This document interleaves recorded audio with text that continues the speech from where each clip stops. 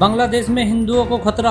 बांग्लादेश के हिंदुओं को जान माल की रक्षा के लिए क्या 1971 जैसा कदम उठा सकता है भारत? बांग्लादेश में करीब 1 करोड़ 30 लाख हिंदुओं की जान खतरे में है। शेख हसीना के देश छोड़ने के बाद भी वहां शांति स्थापित नहीं हो सकी।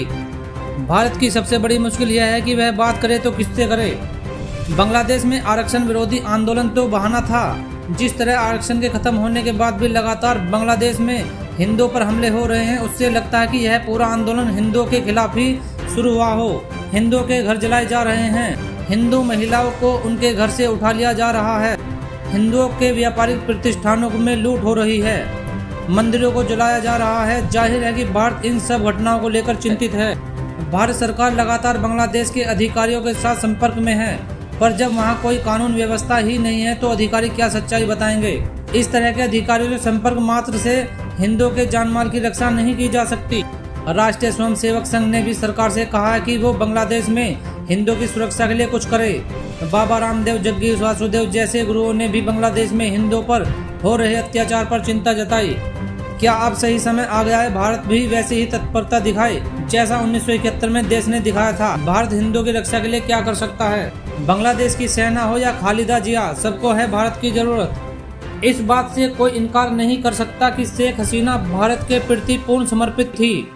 चीन और अमेरिका के दबाव में भी उन्होंने कोई ऐसा काम नहीं किया जो भारत के हितों के विपरीत हो। पूर्वोत्तर के आतंकवाद को पस्त करने में भी शेख हसीना ने मोदी सरकार की बहुत मदद की। पूर्वोत्तर के तमाम आतंकी संगठन के ट्रेनिंग कैंप जो बांग्लादेश में चल रहे हैं, उन्हें खत्म करने में उन्होंने मदद की।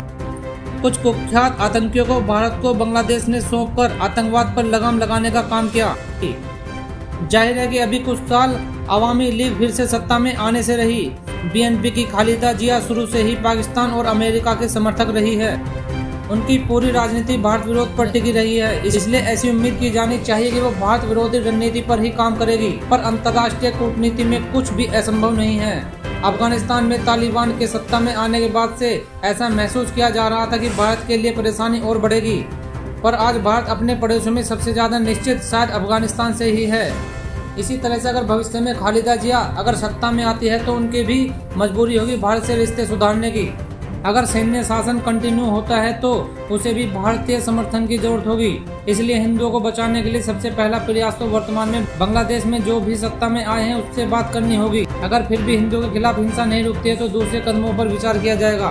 भारत के बिजली और अन्य मदद पर निर्भर है बांग्लादेश। भारत का बांग्लादेश में अरबों का निवेश है। दक्षिण एशिया में बांग्लादेश हमारा सबसे बड़ा व्यापारिक साझेदार है। वर्ष 2022-23 के बीच दोनों देशों के बीच का कुल व्यापार 15.93 बिलियन अमेरिका डॉलर रहा। ऊर्जा के क्षेत्रों में दोनों देश के प्रोजेक्ट्स पर संयुक्त रूप से काम कर रहे हैं। बांग्लादेश वर्तमान में 1160 मेगावाट बिजली भारत से आयात कर रहा है। दोनों देशों के बीच भारत बांग्लादेश मैत्री पाइपलाइन बेहद अहम है।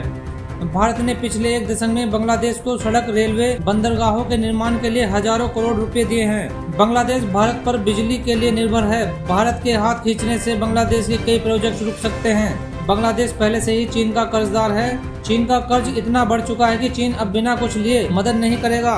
खालिद जिया हो या सेना, कोई भी नहीं चाहेगा कि कर्ज के लिए चीन की ऐसी शर्तों को माने जो देश के स्वाभिमान के खिलाफ है। अलगाववादी आंदोलनों को दे सकते हैं हवा। दक्षिण एशिया की राजनीति को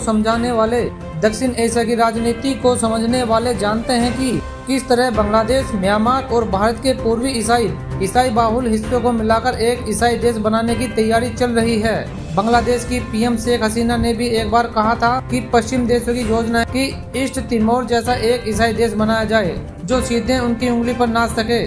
हसीना ने यह भी कहा था कि एक हाइट मैन बांग्लादेश के एक द्वीप पर सैन्य अड्डे बनाने की अनुमति मांग रहा था। समझा जाता है कि उनका इशारा अमेरिका की ओर था। बांग्लादेश में तख्तापलट से भी समझा जा रहा है कि अमेरिका एजेंसियों का हाथ है। भारत को खुलकर इस अलगाववादी आंदोलनों को हवा देनी चाहिए। रही बात भारत के हिस्से की, तो भारत आर्थिक और सामरिक दोनों तरीकों से इतना ताकतवर हो चुका है, कोई भी यहाँ का स्टेट या समुदाय फटेहाल लोगों के साथ नहीं जाना चाहेगा।